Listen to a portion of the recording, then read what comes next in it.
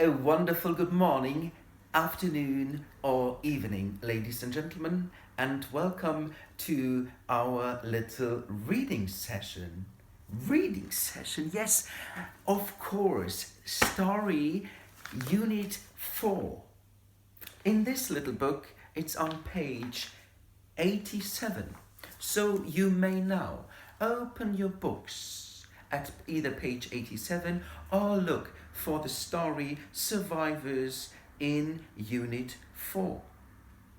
You may now sit back and relax a little and just listen to my sweet voice, or you just read along with me.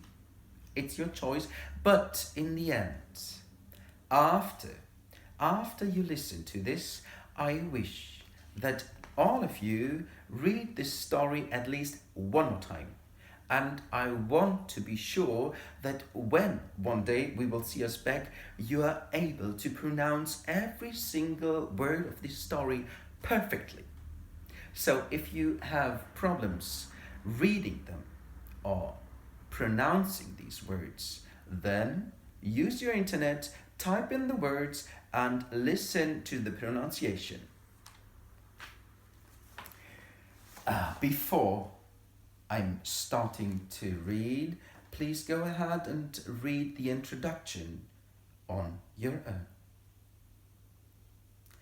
Survivors. Adapted from One Dad in Attic after Katrina by Chris Rose. First chapter. Escaping. Written on September 1st, 2005. We left Saturday, my wife, kids and me. We went to Picayune, Mississippi.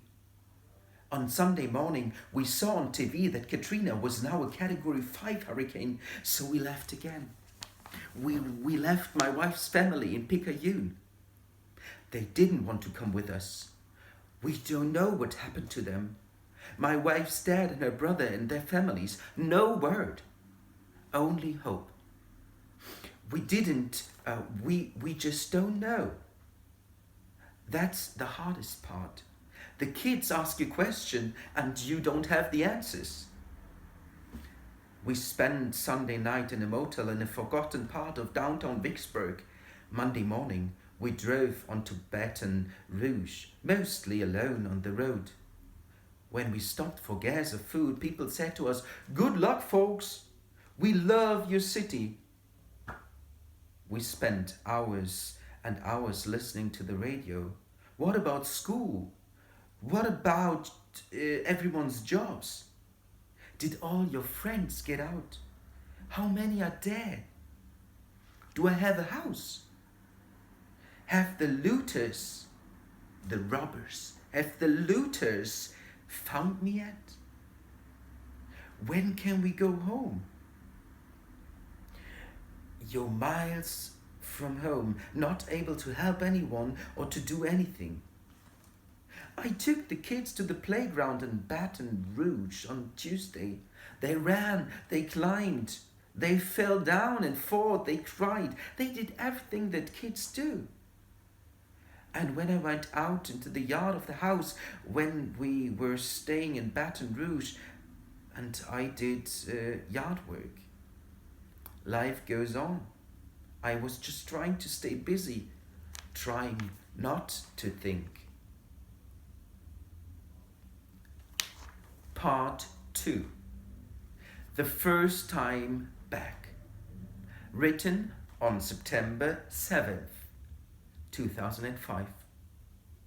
I got back to New Orleans Monday morning. I didn't know how it would make me feel, how much it would hurt me. I found out I'm one of the lucky ones. High ground. I live uptown, where all the fancy houses are, and they are all still there. There are still houses and schools,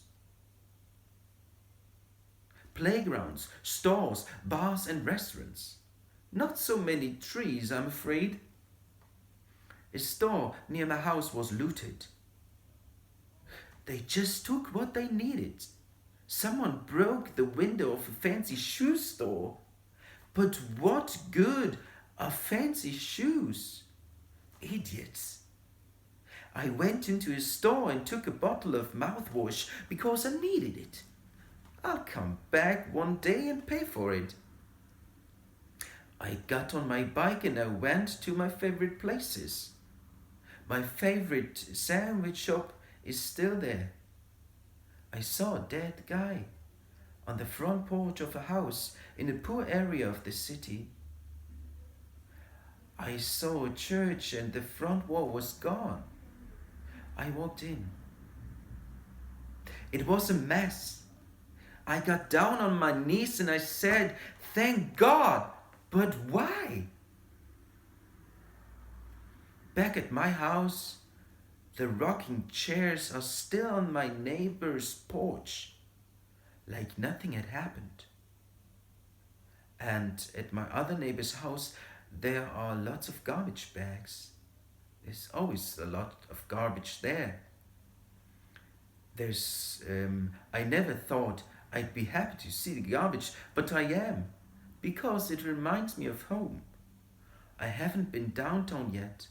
I haven't seen the waters. I haven't seen where all hope, life, houses, and belongings are lost. Chapter 3. The Smell. Written on October 7th, 2005. In the first days after the hurricane, you heard new sounds like helicopters, boats, sirens, big trucks, bigger trucks, chainsaws. And at night, you heard nothing. The scariest silence. Then you saw new things, like the darkness, the red and blue lights, young soldiers from other parts of the US, and the sunlight in the morning, so much of it because all the trees were gone. Then there was the smell, and wow, it stinks. It stinks in the shops, even in the shops that have been cleaned up.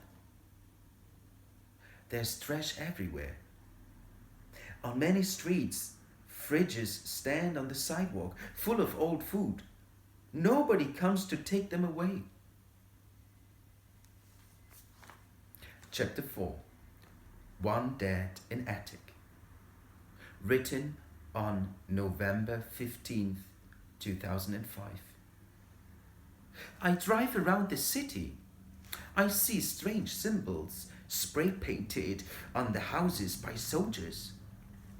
These messages tell the story of who or what was in the houses when the hurricane came.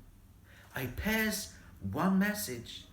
It says, "One Dad in Attic." Was there anyone with him or her at the end?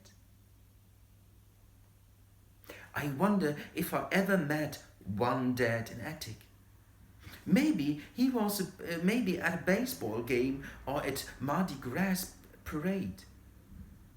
One Dad in Attic could have been my mailman or woman, or a waiter at my favorite restaurant. I drive down some streets and I see Mardi Gras costumes outside the houses. The oranges and blues and greens of the costumes are beautiful. They remind me of something very New Orleans. Number 5. Love Among the Ruins.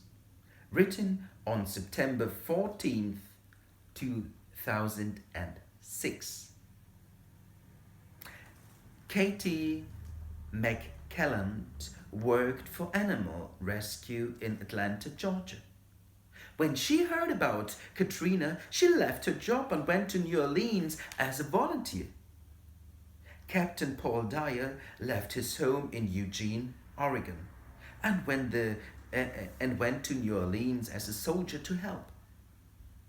His job was to find survivors and to stop looting. To stop people getting into stores and stealing stuff because no one's there. That's looting. So his job was to find survivors and to stop looting. For 3 days, Paul and Katie worked side by side, breaking into houses looking for animals. They spent their free time together, getting to know each other.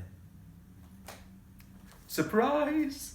A year later, when the city was back to normal, Paul and Katie came back to New Orleans to get married.